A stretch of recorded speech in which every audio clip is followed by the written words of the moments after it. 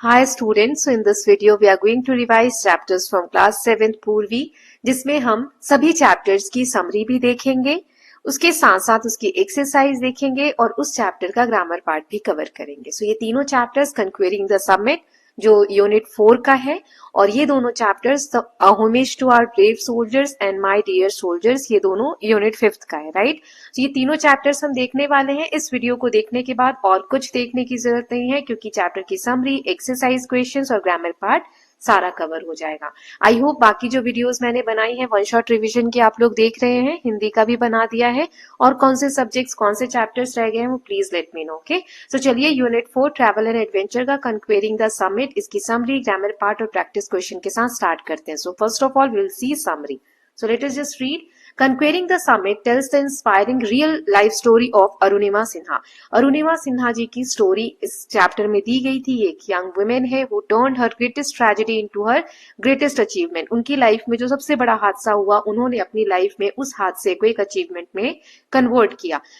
She was a national level volleyball player। वो volleyball player थी लेकिन उनकी लाइफ कंप्लीटली चेंज हो गई जब उनका एक एक्सीडेंट हुआ ट्रेन में जिसमें अपना एक पैर खो दिया। Instead of giving up Arunima showed extra ordinary courage and determination. उन्होंने हार नहीं मानी, हार मानने की बजाय उन्होंने बहुत ज्यादा दृढ़ निश्चय किया।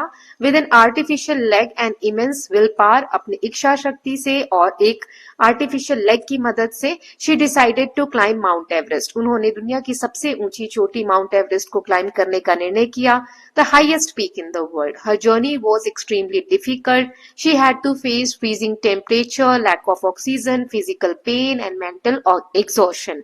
Every step demanded discipline, patience and inner strength. बिना उनकी इनर स्ट्रेंथ के वो इतना बड़ा काम नहीं कर सकती थी क्योंकि उन्हें जैसे जैसे वो ऊपर चढ़ रही थी लैक ऑफ ऑक्सीजन था, फ्रीजिंग टेम्परेचर था, फिजिकल पेन तो था ही था और मेंटल एग्जॉशन, मतलब हम दिमाग से भी थकने लग जाते हैं। इन सभी डिफिकल्टी के बावजूद उन्होंने माउंट एवरेस्ट को क्लाइम किया। Then Arunima trained under expert mountaineer and followed a strict routine. उन्होंने एक एक्सपर्ट के अंडर में अपनी ट्रेनिंग ली और स्ट्रिक्ट रूटीन फॉलो किया। She pushed herself beyond fear and weaknesses. उन्होंने डर और जो कमजोरी होती है उसके आगे अपने आप को मोटिवेट किया, आगे बढ़ने के लिए उकसाया। फाइनली थ्रू परसिवरेंस मतलब लगातार काम करना, सेल्फ बिलीफ, खुद में विश्वास रखना, इन सब कारणों से she successfully reached the summit of Mount Everest, becoming first female amputee in the world to do so. Amputee मतलब जिन्होंने कृत्रिम जो भी शरीर का अंग होता है, आर्टिफिशियल कोई भी शरीर का अंग लगा हुआ है, उसके साथ वो फर्स्ट महिला बनी माउंट एवरेस्ट को क्लाइम करने वाली। The chapter highlights that true success is not about physical strength alone. इस चैप्टर में हमें ये बताया है कि कामयाबी, सच्ची कामयाबी वो नहीं होती है कि हमने फिजिकली हमारे अंदर स्ट्रेंथ है और हमने हासिल कर ली, बल्कि आप कितने साहसी हैं, कितना हार्ड वर्क करते हैं और कभी ना हार मानने वाला अगर एटीट्यूड है आपका तो आप सक्सेस हासिल कर सकते हैं। Her stories inspire readers to face challenges bravely and believe that no obstacle is too big to overcome. उनकी जो स्टोरी है वो रीडर्स को इंस्पायर करती है कि चैलेंजेस, कठिनाइयों को हमें साहस के साथ सामना करना चाहिए, खुद पे विश्वास रखना चाहिए और कोई भी ऑब्स्टेकल मतलब कोई भी रुकावट इतनी बड़ी नहीं होती कि हम उससे ओवरकम नहीं कर पाए। तो ये चैप्टर की समरी है। Now let's see the exam based question from this. तो सबसे पहले ये पैसेज दिया हुआ है, इस पैसेज के बेसिस पे क्वेश्चन है वो हम देखेंगे। तो पैसेज रीड कर लेते हैं।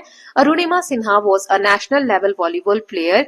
हर life change completely after a tragic train accident in which she lost one of her legs. Instead of losing hope, Arunima showed great courage and determination. With an artificial leg and strong willpower, she decided to climb Mount Everest. The journey was extremely difficult. She faced freezing temperatures, lack of oxygen, physical pain, and mental stress. Arunima trained under experienced mountaineers and followed a strict routine. After months of hard work and perseverance, she reached the summit of Mount Everest and became the first female amputee in the world to do so. Her achievement shows that determination can help a person overcome any challenges. अब इस basis पे question है, जैसे पहले ये 5 question के answer देखेंगे, फिर ग्रामर बेस्ड इसी पैसे से 5 और क्वेश्चन है। तो चलिए एक एक करके देखते हैं। पहला है, who was Arunima Sinha before accident. Accident से पहले वो कौन थी? National level volleyball player. What accident change Arunima's life? जो एक्सीडेंट हुआ था वो क्या था जिसने अरुणिमा की लाइफ बदल दी? Tragic train accident. What goal did Arunima set for herself? उन्होंने अपने लिए क्या गोल रखा?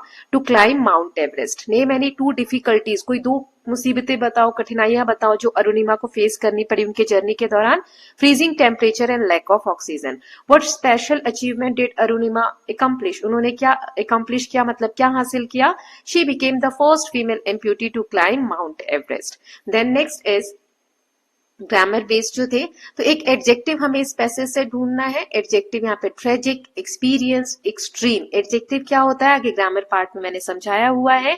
Then find the noun. एक नाउन हमें बताना है जो क्वालिटी को एक्सप्लेन करता है. तो क्वालिटी के लिए determination, courage, perseverance. Then identify tense. इस वाले सेंटेंस में क्या टेंस यूज हुआ है? तो देखो ईडी लगा हुआ है. वर्ब में ईडी कब लगता है? पास्ट टेंस में. ठीक है.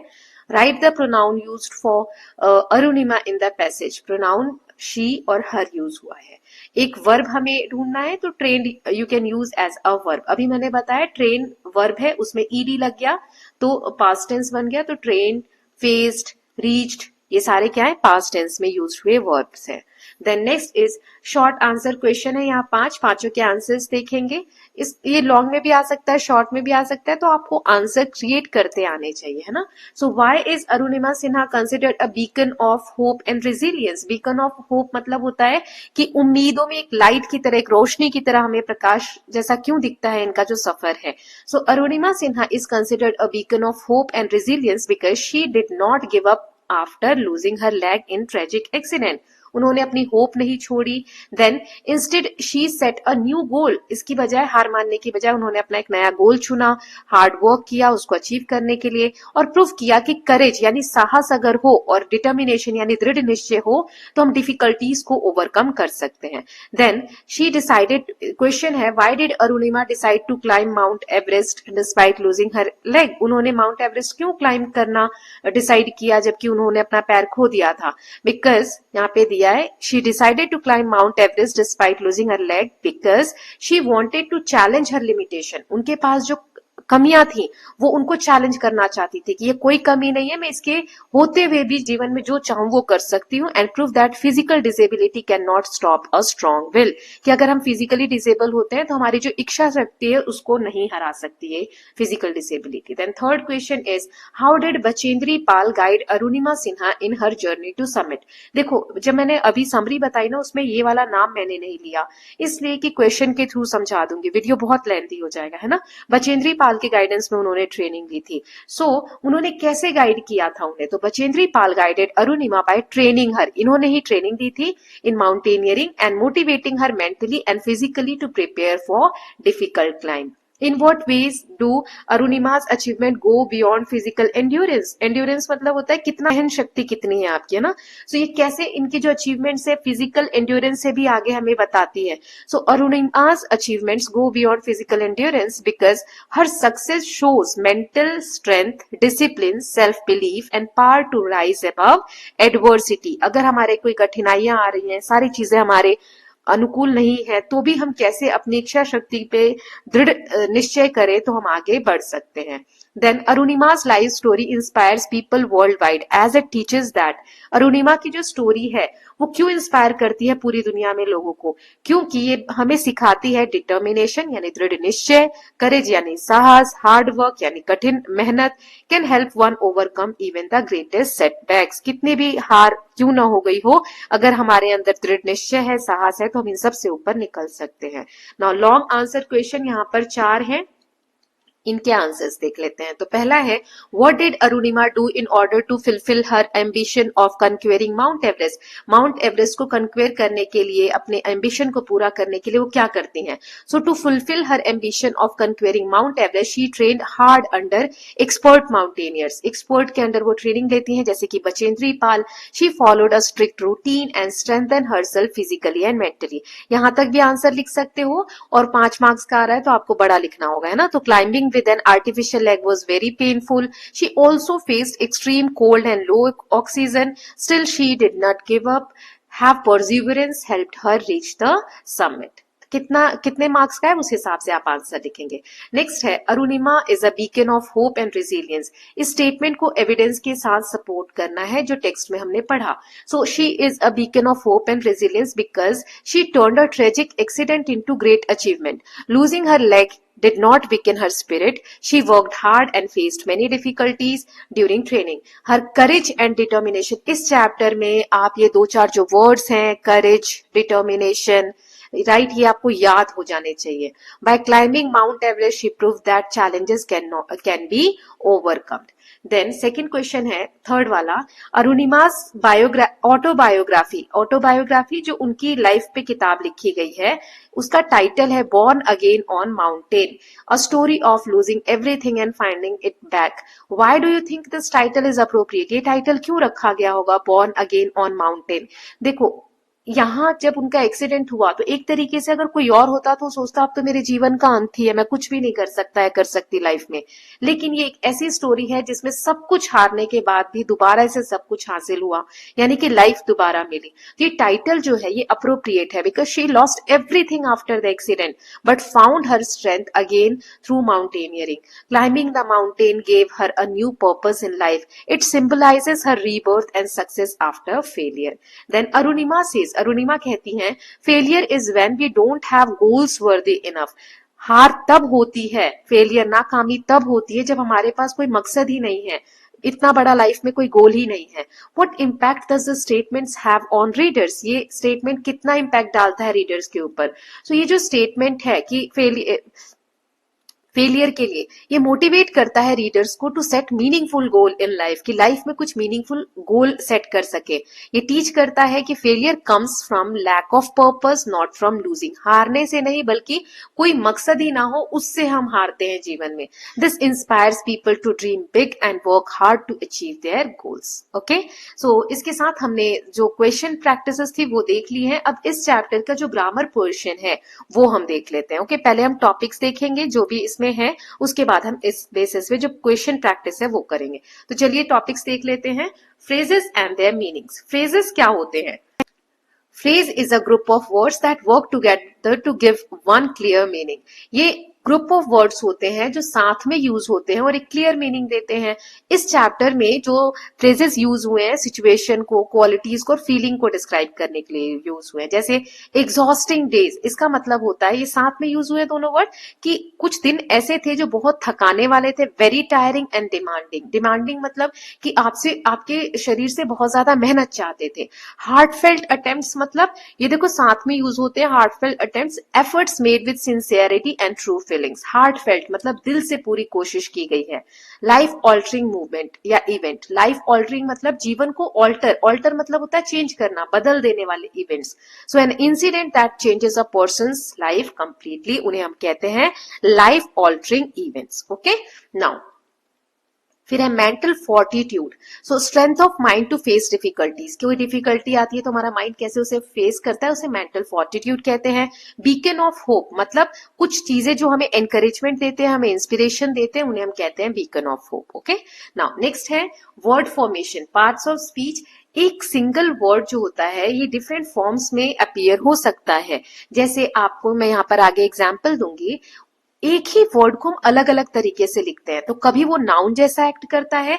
नाउन क्या होता है? Names of a thing, idea और क्वालिटी। एडजेक्टिव जो डिस्क्राइब करते हैं नाउन को, मतलब नाउन की जो विशेषता बताए। मैंने अभी चैप्टर समझाते वक्त बोला था एडजेक्टिव क्या होता है, मैं आपको समझाऊंगी। जो नाउन की विशेषता बताए, नाउन यानी संज्ञा, है ना, और जो संज्ञा की विशेषता बताए उसे हम एडजेक्टिव यानी विशेषण कहते हैं।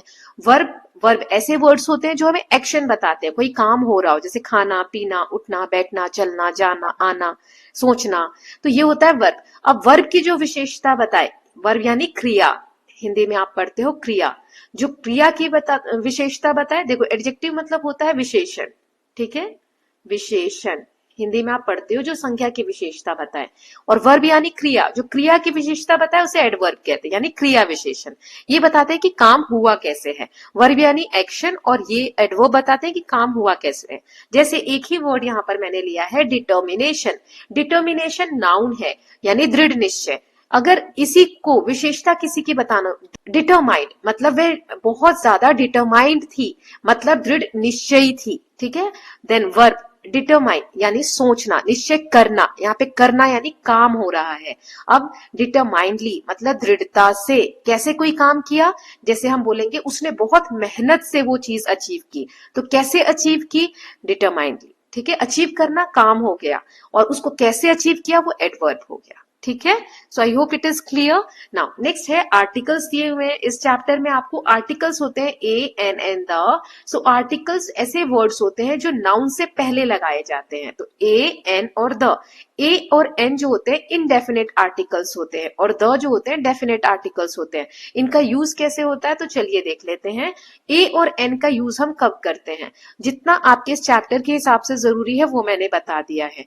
ए जो है वो कॉन्सोनेंट साउंड्स के आगे यूज होता है। साउंड्स यानी जो एबीसीडी आप पढ़ते हैं उसमें से सिर्फ 5 हटा दीजिए, ए ई आई ओ और you.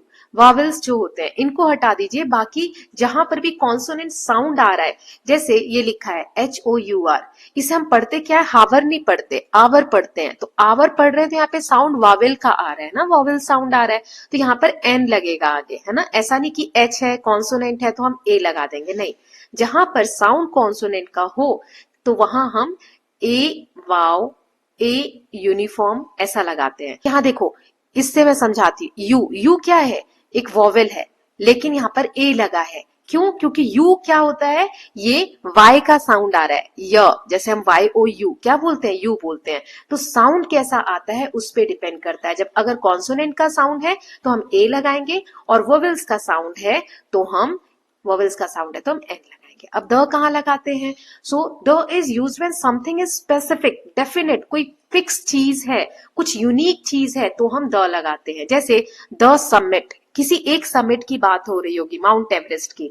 The Indian flag, Indian flag एक ही है तो द लगाएंगे। The highest peak in the world, मतलब हाईएस्ट पीक तो कोई एक ही होगी ना पूरी दुनिया में, इसीलिए द, ठीक। देन नेक्स्ट है नो आर्टिकल। कभी कभी क्वेश्चन में ऐसा होता है, कुछ ब्लैंक्स में हमें क्रॉस करना होता है, मतलब वहां आर्टिकल्स लगते ही नहीं है कोई से भी, लेकिन हम कंफ्यूजन में आके ए एन और द में से कुछ भी लगा देते हैं ना। So sometimes no articles is used before a noun. कब कब ऐसा होता है, जैसे विद एब्स्ट्रैक्ट आइडिया। अगर कोई एब्स्ट्रैक्ट आइडिया है, मतलब जैसे एब्स्ट्रैक्ट आइडिया क्या होता है, फीलिंग्स और qualities that can not be seen और टच्ड। ऐसी फीलिंग्स, ऐसी क्वालिटीज जिसे हम देख नहीं सकते, टच नहीं कर सकते, जैसे करेज, डिटर्मिनेशन, ऑनेस्टी, हैप्पीनेस। खुशी आप देख सकते हो, टच कर सकते हो, नहीं। सच्चाई देख सकते हो, टच कर सकते हो, नहीं। डिटर्मिनेशन, दृढ़ निश्चय, आप देख नहीं सकते, टच नहीं कर सकते। करेज यानी हिम्मत, आप देख नहीं सकते, टच नहीं कर सकते। तो ऐसे अगर करेज लिखा है, शी शोड, यहाँ डैश दे देंगे तो कुछ नहीं आएगा, courage. Determination leads to the success, तो यहाँ पर कुछ भी नहीं आएगा। ओके, ये आप याद रखना कि एब्स्ट्रैक्ट आइडियाज होते हैं तो हम कोई भी आर्टिकल्स नहीं लगाते। तो ये तो एक हो गया। और कहाँ हम आर्टिकल्स नहीं लगाते हैं, सो नेचर वर्ड्स अगर दिए हुए हैं जनरल सेंस में, जैसे नेचर, वाटर, एयर, तो ऐसे जो वर्ड्स होते हैं तो इनमें हम आर्टिकल जनरली नहीं लगाते हैं। Okay, so I hope it is clear. Question अभी हम प्रैक्टिस करेंगे, सिर्फ मैंने टॉपिक्स एक्सप्लेन किए हैं। नाउ लास्ट में आपको यहाँ पर राइट वाला जो पार्ट था, लेटेस्ट राइट, उसमें लेटर्स के जो डिफरेंट पार्ट्स होते हैं, जैसे यहाँ पर सेंडर का एड्रेस होता है, यहाँ डेट होता है, यहाँ रिसीवर का एड्रेस होता है, यहाँ स्कूल का नेम होता है, सब्जेक्ट लिखते हैं। फिर ये जो मैडम और सर है इसे हम सैल्यूटेशन बोलते हैं। फिर यहाँ पर आपका इंट्रोडक्शन होता है। तो ये डिफरेंट डिफरेंट पार्ट्स होते हैं लेटर के, यहाँ मैंने लिख दिया है, जैसे कि ये है, ठीक है। तो इसमें क्या, कौन सी चीजें क्या है, सेंडर का एड्रेस था, डेट, फिर स्कूल, सब्जेक्ट्स, मैडम, सर, ये जो लिखा है ये सैल्यूटेशन है। आई एम श्री लक्ष्मी से आई एम इंटरेस्टेड, ये एक्सप्रेशन ऑफ इंटरेस्ट है।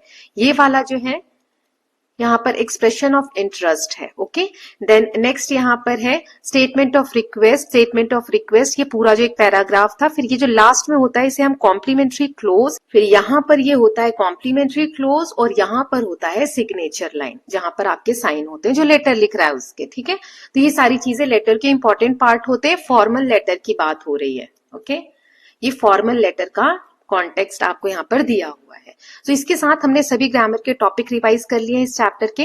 Now let's see grammar based practice question. Okay, चलिए स्टार्ट करते हैं और देखते हैं क्या क्या दिया हुआ है इस चैप्टर में। तो सबसे पहले यहाँ है कि आपको फ्रेज को मीनिंग के साथ मैच करना है। Exhausting days, heartfelt attempts, life altering event, mental fortitude and beacon of hope, ये सारे मैंने कराए थे। आपको यहाँ मैं आंसर दे रही हूँ, आप आंसर देखने से पहले ही मार्क कर लेंगे, है ना। Exhausting days, tiring and demanding periods, heartfelt attempts, sincere efforts, life altering event, an event that changes life completely, mental fortitude, strength of mind, beacon of hope, a source of inspiration. Then here क्या हुआ है, इसको adjective, verb और adverb में हमें change करना है। तो जैसे डिटर्मिनेशन का मैंने सारे बताए थे आपको, ऐसे relief, inspiration, resistance and success का करना है।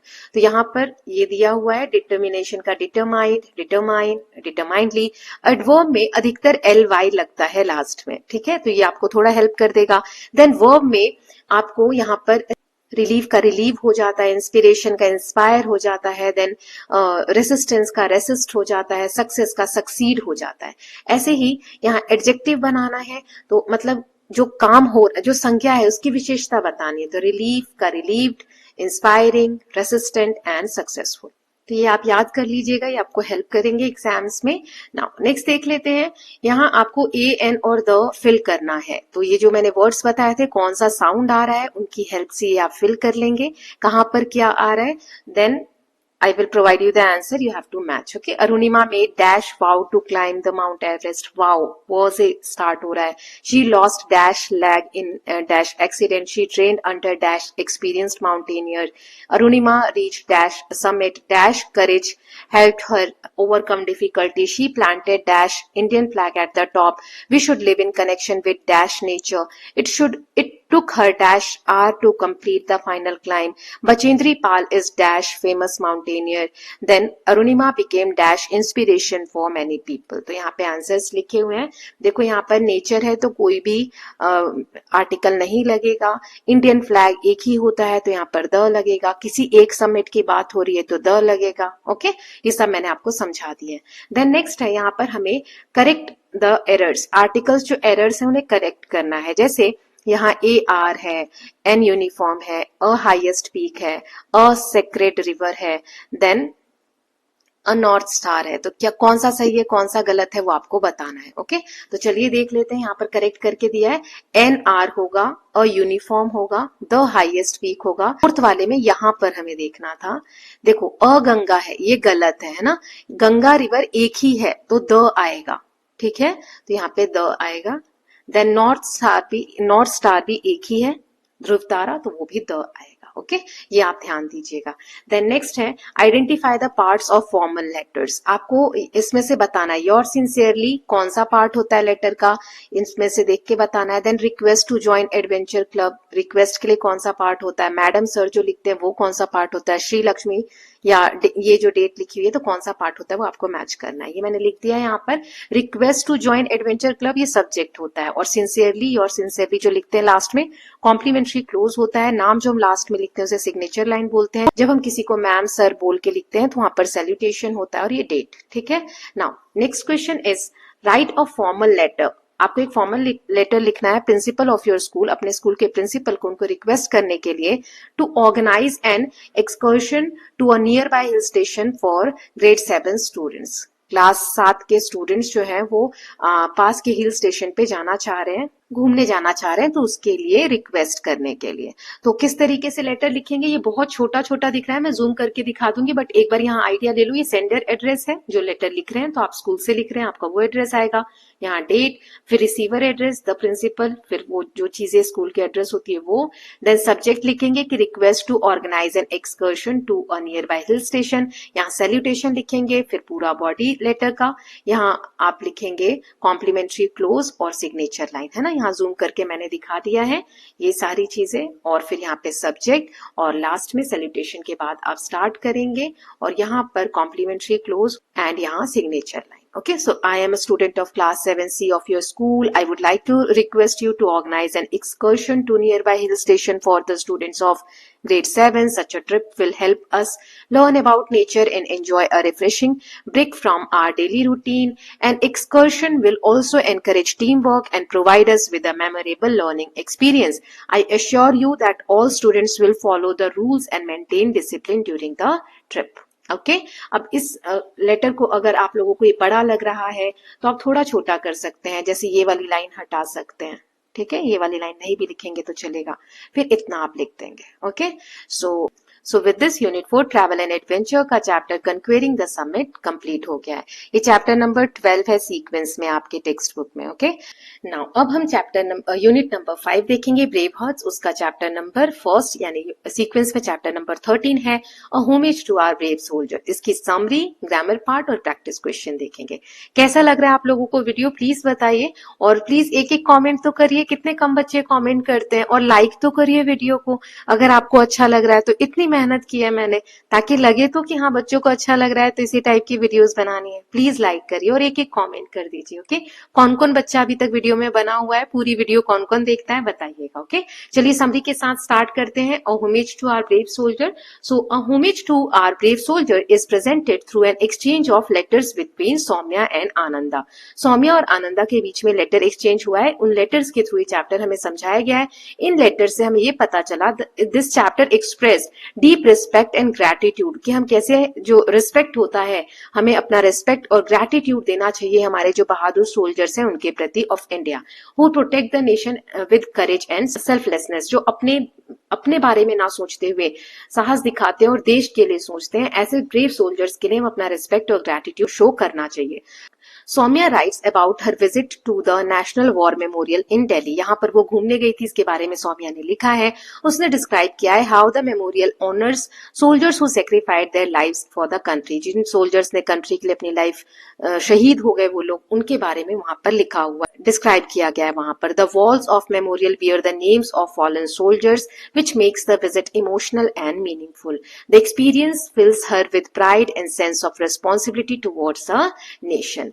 Then what we read, the chapter also talks about gallantry awards such as Paramveer Chakra, Mahavir Chakra, which are given to soldiers for extraordinary bravery, जिन्होंने युद्ध के मैदान में बहुत ज्यादा साहस दिखाया, अलग ही लेवल का एक साहस दिखाया, उनको बहुत सारे अवार्ड से सम्मानित किया जाता है, जैसे परमवीर चक्र, महावीर चक्र।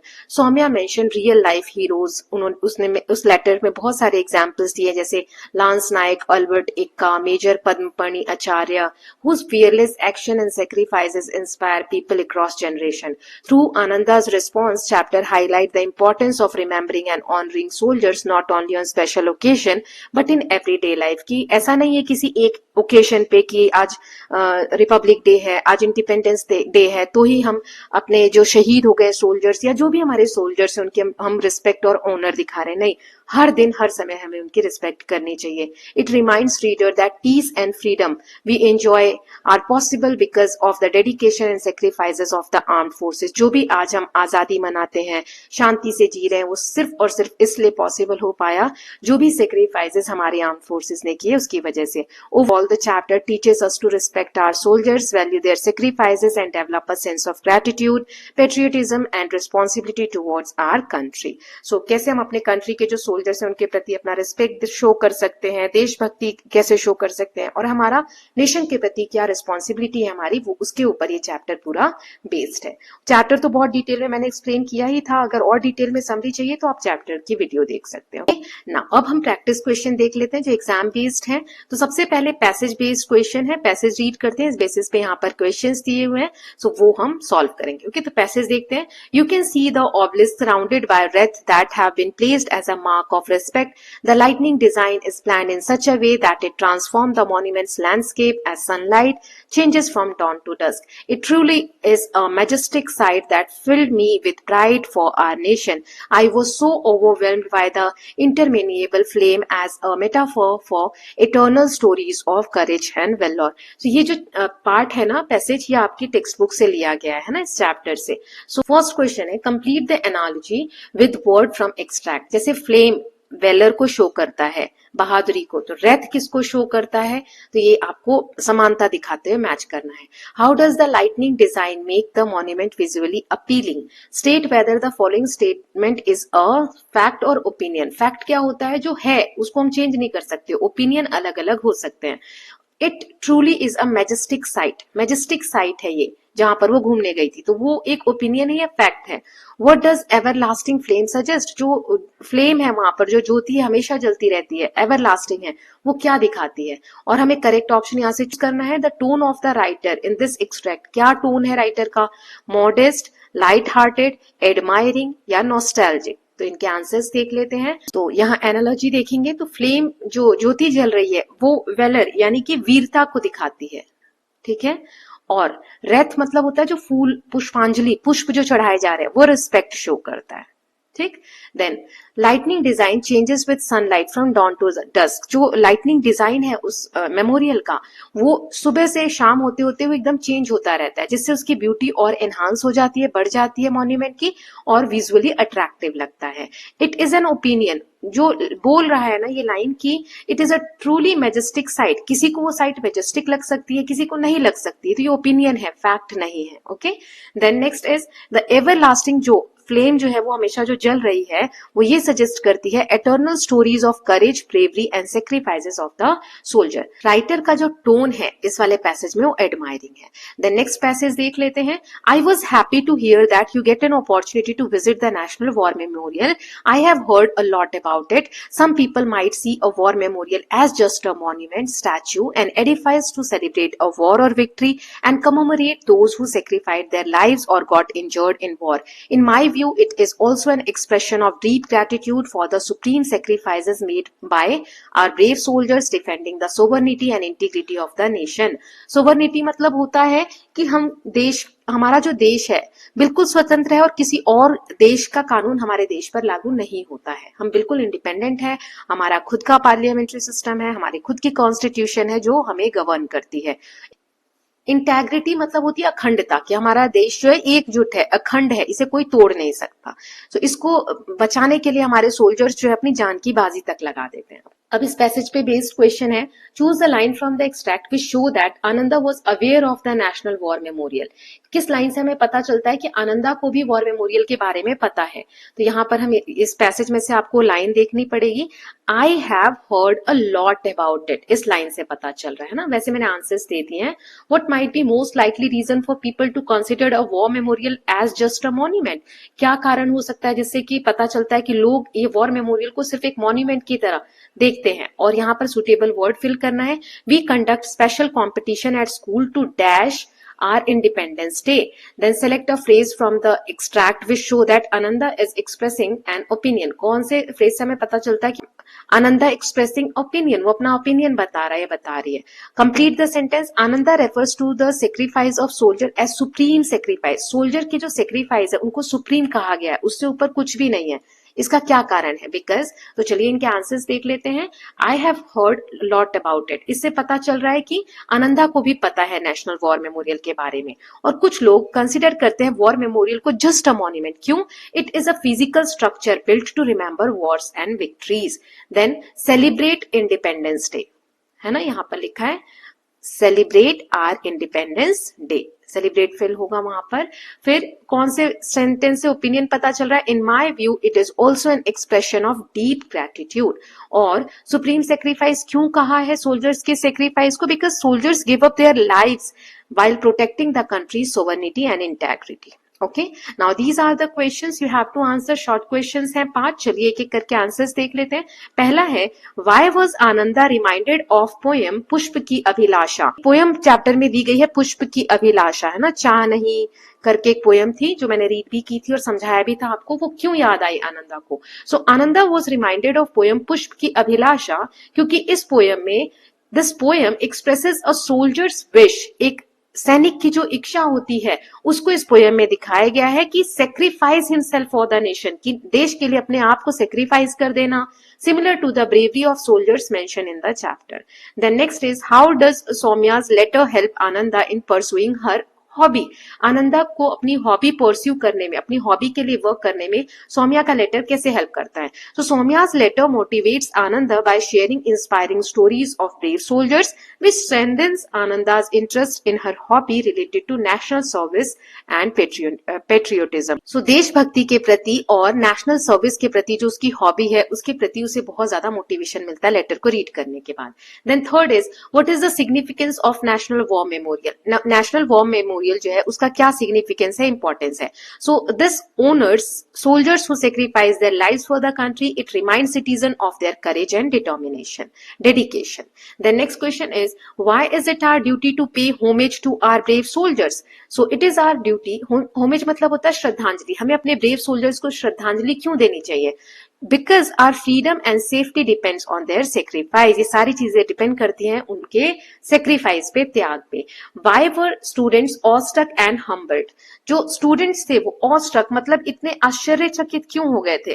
Because after learning about the bravery and sacrifices of soldiers which filled them with pride and respect. soldiers की जो sacrifices है उनके बारे में जानकर, उनकी बहादुरी को जानकर वो लोग बिल्कुल शॉक्ड रह गए थे और उन्हें प्राइड भी फील हो रहा था। देन लॉन्ग क्वेश्चंस देख लेते हैं, 3 है, एक एक करके देखेंगे। पहला है, lance Naik Albert Ekka is an example of selflessness, determination and exceptional courage.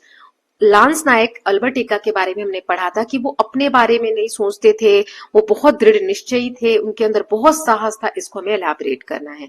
So he was a brave soldier of Indian army. He fought the enemy fearlessly even after being injured. Injured होने के बाद भी उन्होंने बहुत निडरता से जो एनिमी थी, दुश्मनों से बहुत अच्छे से लड़ाई की। He sacrificed his life for the country. उनका जो एक्शन है वो उनके साहस को दिखाता है, उनके दृढ़ निश्चय को दिखाता है और सेल्फलेसनेस को दिखाता है, मतलब वो अपने से ऊपर देश को रखते थे।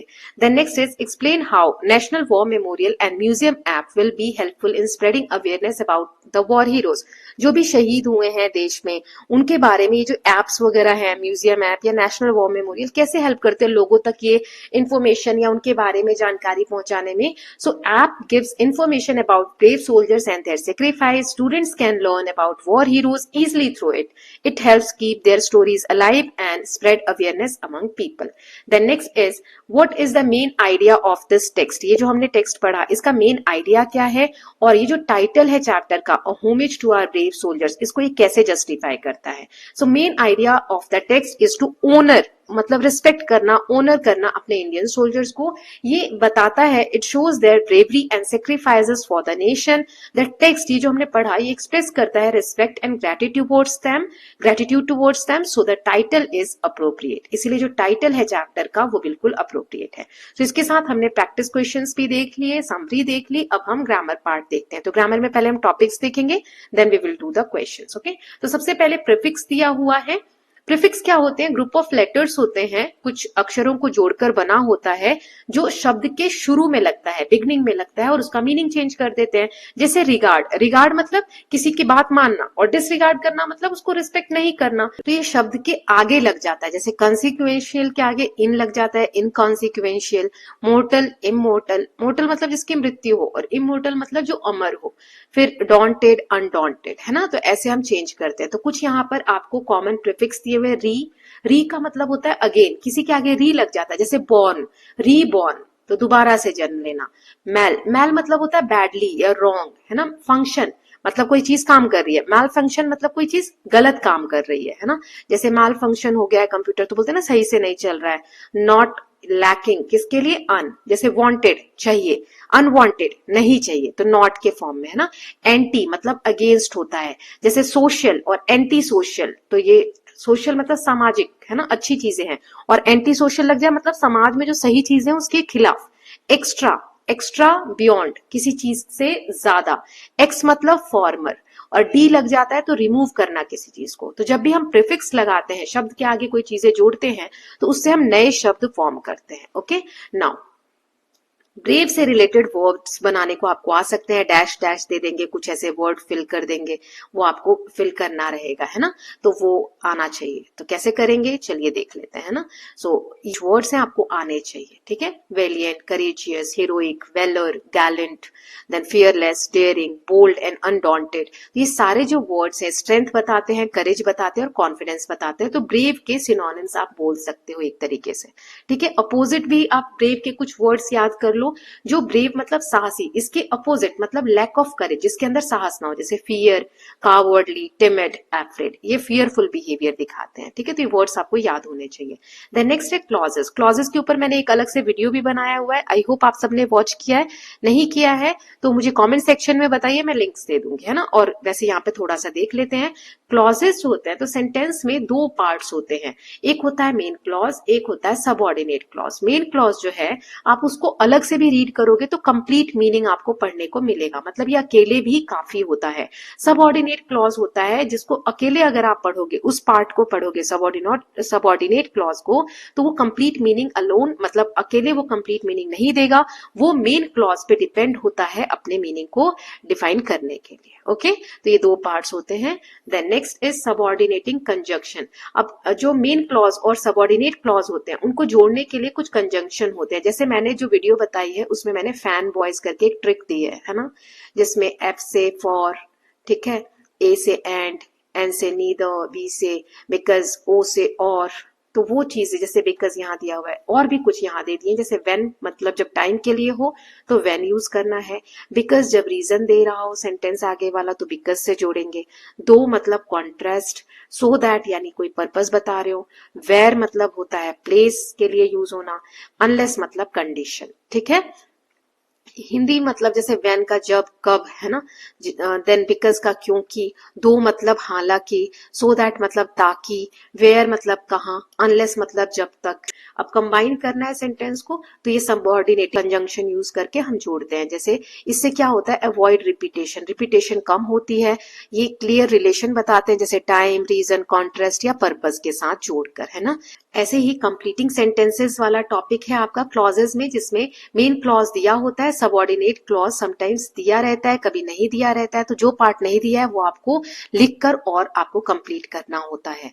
Then next is writing skill. यहाँ पर इनफॉर्मल लेटर आपको दिया हुआ है इस चैप्टर में, है ना। इनफॉर्मल लेटर वाला टॉपिक है, तो उसमें टॉपिक है role of arm forces in peace time.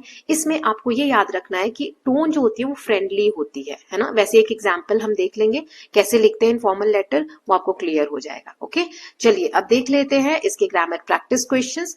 Now सबसे पहले क्वेश्चन है प्रीफिक्स। ये प्रीफिक्स दिए हुए किसका क्या मीनिंग होता है अभी हमने रिवाइज किया था, वो आपको मैच करना है, ठीक है। यहाँ करेक्ट आंसर्स दिए हैं, you are going to check it. Video बहुत लेंथी हो रही है, मैं फटाफट कवर करती हूँ। देन नेक्स्ट इज यहाँ दिया हुआ है नए वर्ड्स बनाने आपको प्रीफिक्स जोड़कर।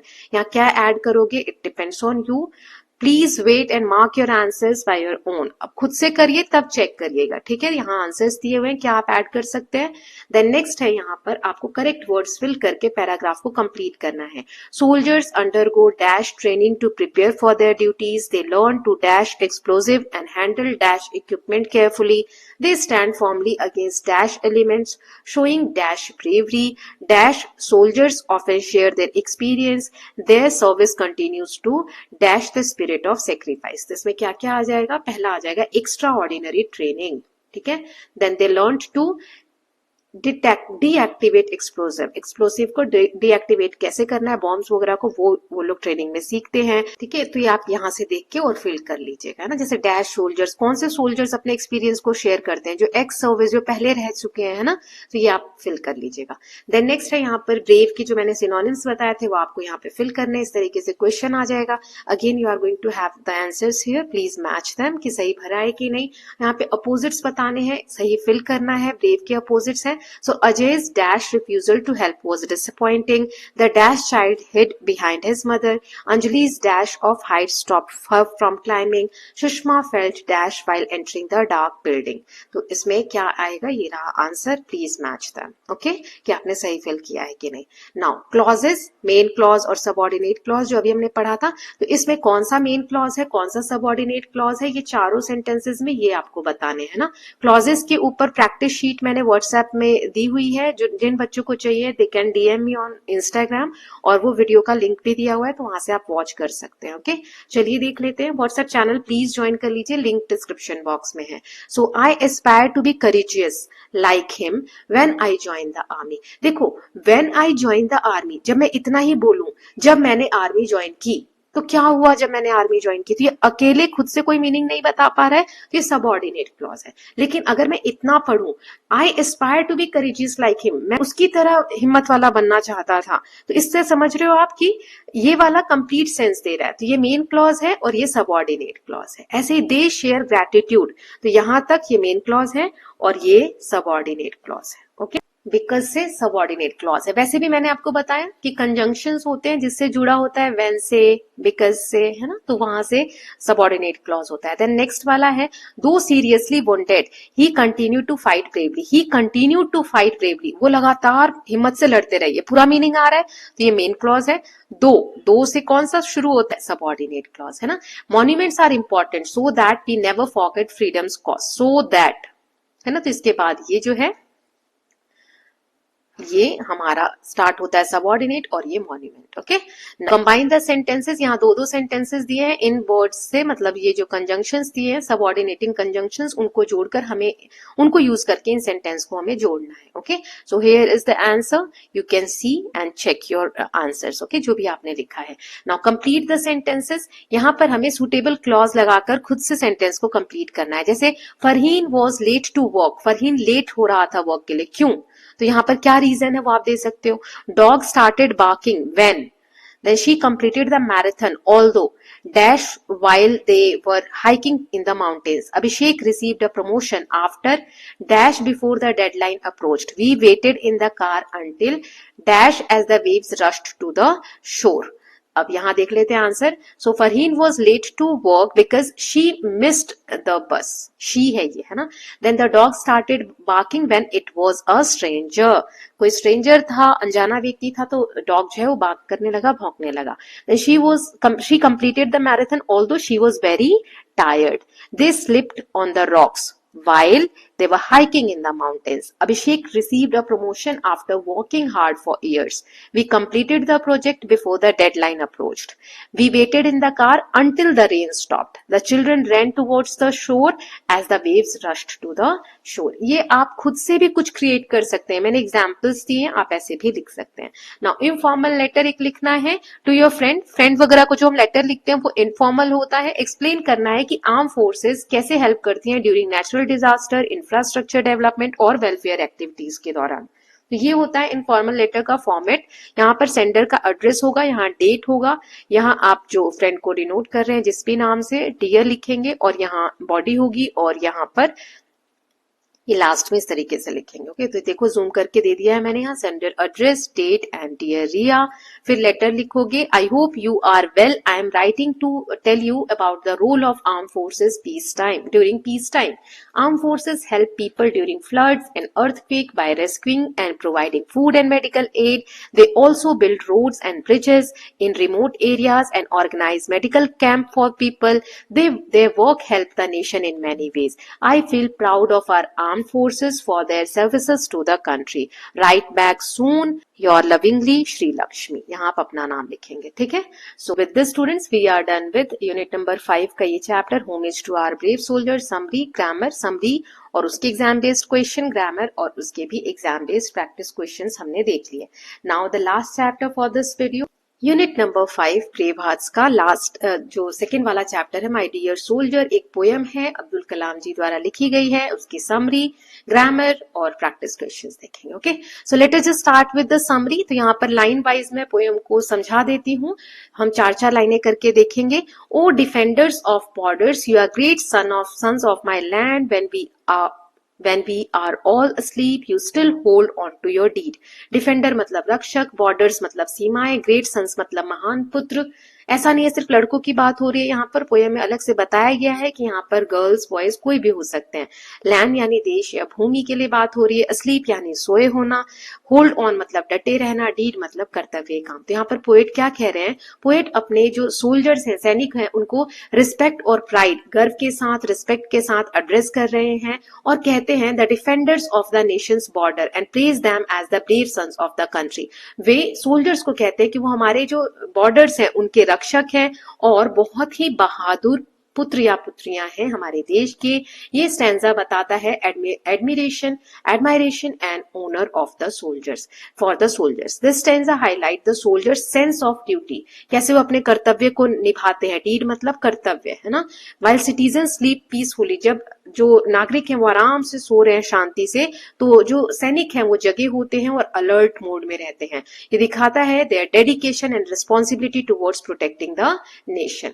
द नेक्स्ट 4 लाइन्स है, windy season or snowy days or scorching sun's sweltering rays, you are there guarding all the time awake, treating the lonely expanses as yogis.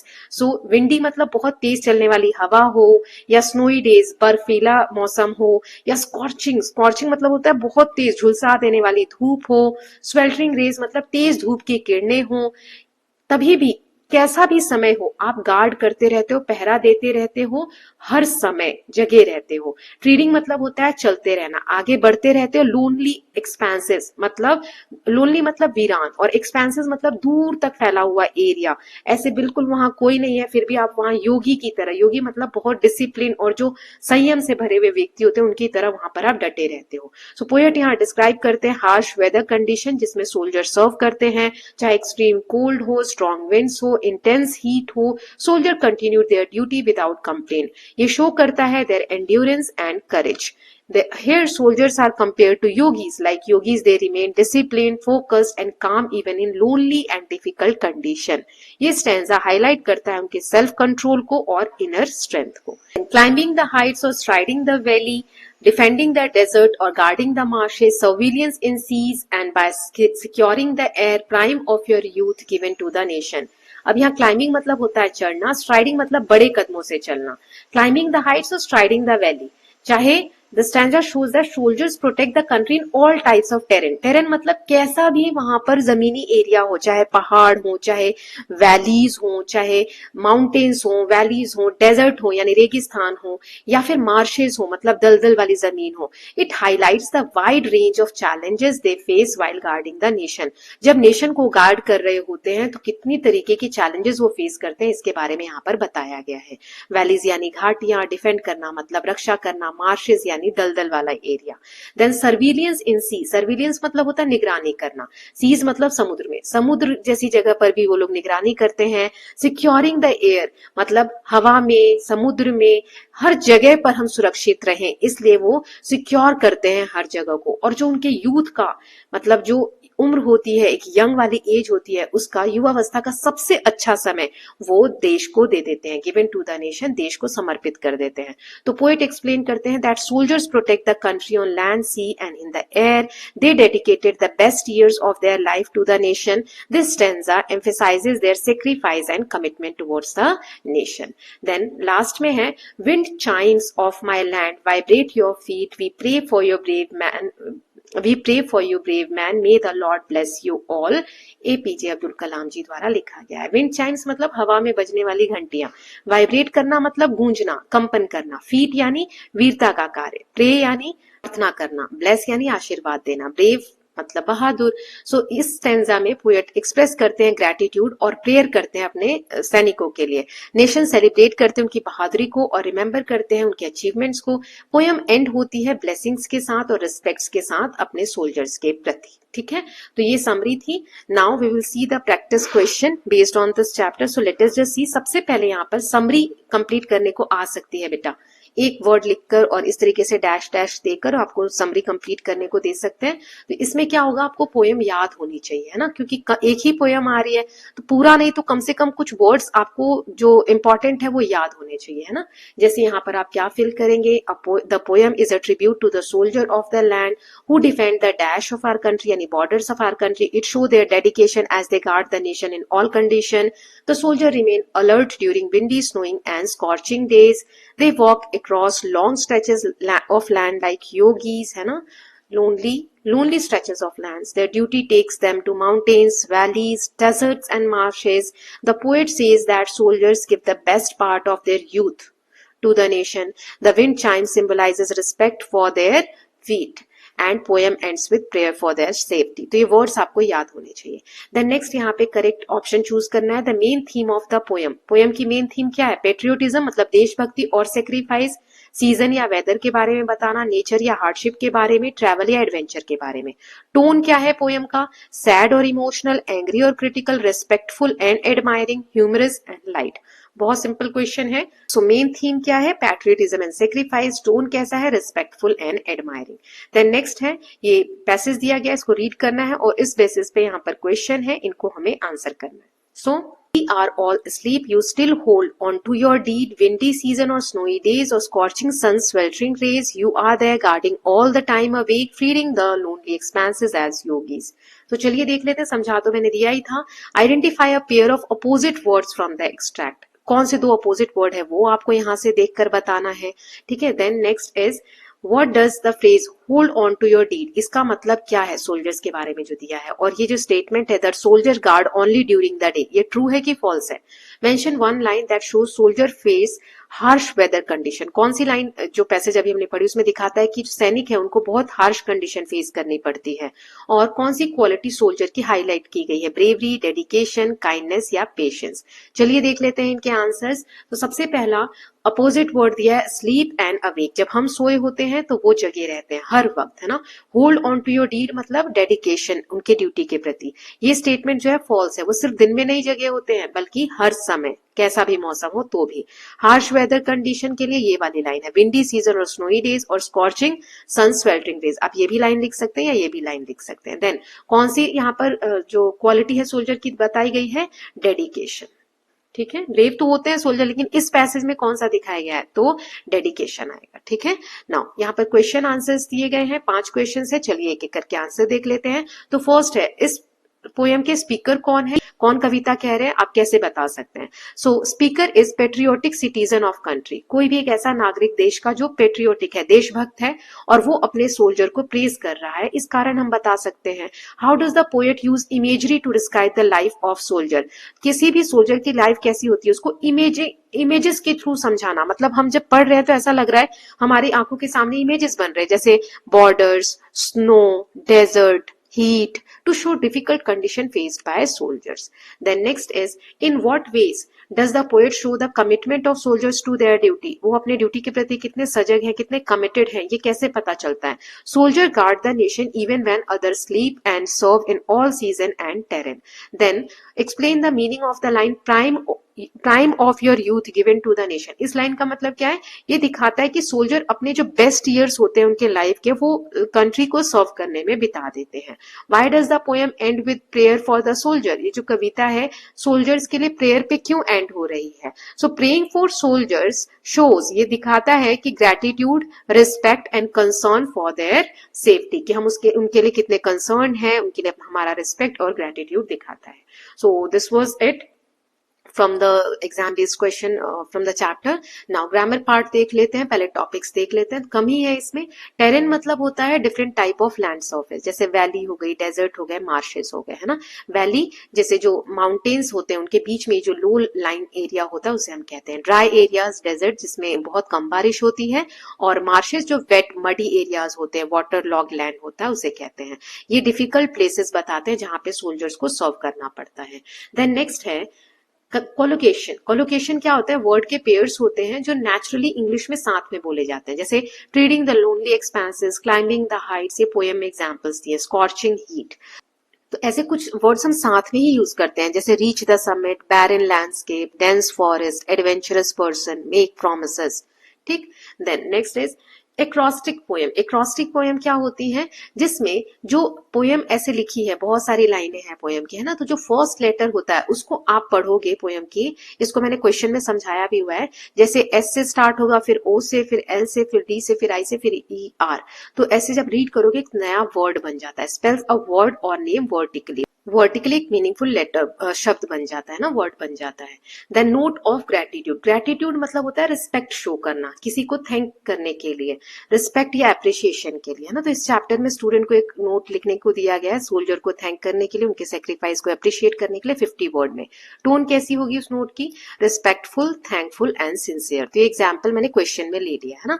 अब हम देख लेते हैं practice question from this chapter. तो सबसे पहले यहाँ पर कोलोकेशंस दिए हुए हैं कि ऑफ द माउंटेन डैश, तो समिट यूज होगा या पीक यूज होगा। The dash landscape of desert, desert है तो कैसा लैंडस्केप होगा, एम्प्टी या बैरन। द डैश हैवी और dense forest was difficult to pass through, forest के साथ हम डेंस यूज करते हैं कि heavy. Then Rohan is an dash boy, heroic या एडवेंचर। देन यहाँ पर आप एन से भी पता कर सकते हो, आर्टिकल अभी मैंने आपको समझाया था। She did not want to do और मेक एनी प्रोमिस, प्रॉमिस के साथ हम क्या यूज करते हैं। तो इनके आंसर्स यहाँ मैंने दे दी है, please check it. Now next, वही आपको पोएम कंप्लीट करनी है, तो वो आपको आना चाहिए, है ना। तो जैसा मैंने पहले बताया था, तो ये वर्ड्स फिल करके आप पोएम को कंप्लीट कर सकते हो। देन एक्रोस्टिक पोएम एक लिखना है जिसमें फर्स्ट लेटर सोल्जर SOLDIER से बन रहा हो। तो यहाँ मैंने एग्जाम्पल दे दिया है, जैसे S से strong in spirit and brave at heart, O से are protectors who never fail apart, हमने सोल्जर के ऊपर पोएम लिखी है ना। L से loyal to the nation day and night, D से daring to stand and always fight, I से in every danger they stay true, E से ever ready to serve me and you, R से respect to the soldiers proud and bold. Okay, last में हमें एक note लिखना है gratitude का, तो चलिए देख लेते हैं। So dear brave hearts, I would like to thank you for your courage, sacrifice and selfless service to our country. You protect us in all situations and keep the nation safe. We are proud of your dedication and bravery. May you always stay stronger and safe. तो इस तरीके से आप अपनी language में एक note लिख लेंगे। सो तीनों चैप्टर्स हमने कंप्लीट कर लिया है। ग्रामर का 2 टॉपिक ज्यादा डिटेल में नहीं हो पाया है, तो उसके लिए मैं अलग से वीडियो बना दूंगी, जिसमें सब्जेक्ट वर्ब एग्रीमेंट जो इस चैप्टर्स में अच्छे से नहीं आया था, इसलिए मैंने ज्यादा यहाँ पर नहीं समझाया, और टेंसेस, है ना। तो टेंसेस के बारे में और subject agreement, subject verb agreement जो होती है, इनके ऊपर मैं वीडियो बना दूंगी। सो जल्दी ही पोस्ट कर दूंगी। I hope all of you are loving these videos. कौन कौन यहाँ तक बना हुआ है वीडियो में, please mention the time stamp and mention your name. Okay, I will take your name in the next video. So please keep learning. I hope all of you are loving these videos. If you are doing so, please like and share it, and don't forget to subscribe the channel for more such videos. Thank you so much.